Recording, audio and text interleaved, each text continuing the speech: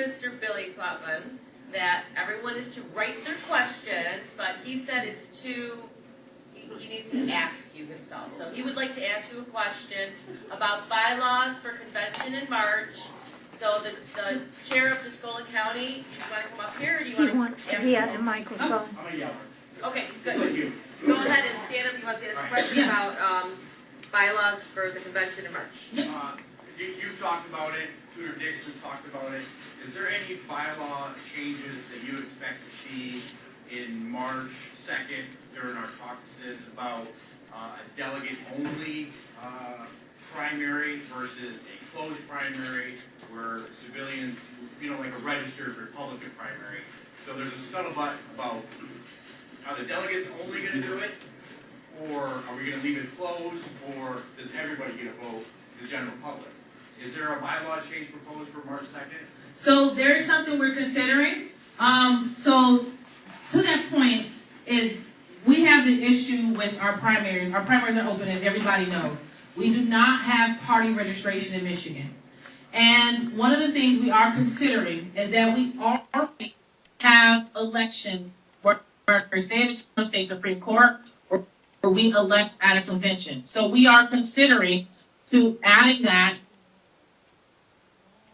all of our races, the primaries, will be voted on by precinct delegates. That includes county races. So those changes still take effect this year because of the time frame. Candidates are already running and they made their plans, but there is some consideration to having by precinct delegates of that county. That is something that we are. It isn't up to me. That's up to the delegates. If that's something that we want to do. Now, what I will say is that I do think is that, for one, it allows for better political representation. Because one of the challenges we have is we have no real way of holding our elected officials accountable. They can say whatever they want and they can just continue to stay in power. Delegate, that is your neighbor. You know who the precinct delegate is. Now, the races that would not be included are precinct delegate and presidential. Because obviously the precinct delegate could not become an internal race. Otherwise, you just have perpetual corruption. So the precinct delegate is your neighbor. You can talk to that person. You can ask them questions.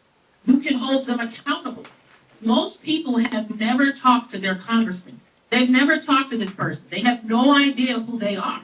So this now, with your primary representative being your neighbor, you can hold them accountable. You can ask questions, and no more private votes. We can no more secret ballots for precinct officials. So our votes have to be public. So with this belief, we are in a better position to have better representation. Now I can talk to my neighbor, who's the precinct delegate, about what's going on.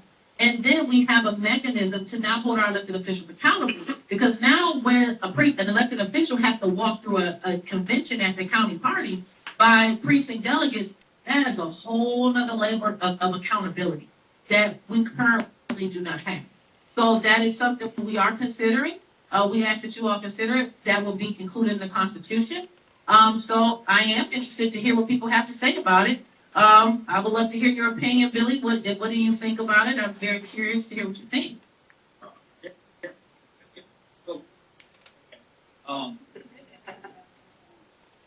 I think it's, honestly, if we just go back to the Constitution, that's the party we should be, Republicans. We are constitutional Republicans, and that's what our message should be.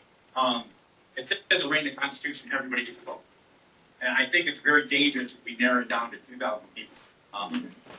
I think it disenfranchises millions of civilians and hardworking employees way and just give it to 2,000 people. It's a rocky road, and the Bible says it the best. The Israelites asked for a king, and he's like, God's like, are you sure you want a king?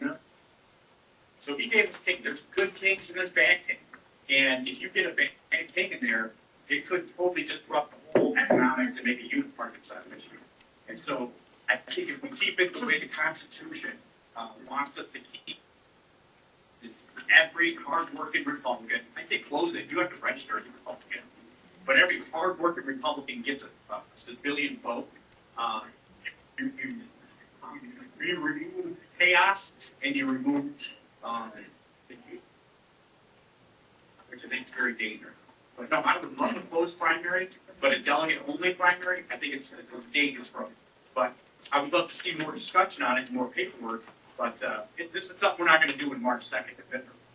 Well, we may or may not, it's something that we're talking about, and I do think that I understand the point, so when you mentioned like the 2,000, I do think one of the things we would need to do is open it out, the way it's not just 2,000 people, because, you know, and I want to hear what everybody thinks of me, so that's okay, you know, on this topic particularly, because right now we don't have effective representation.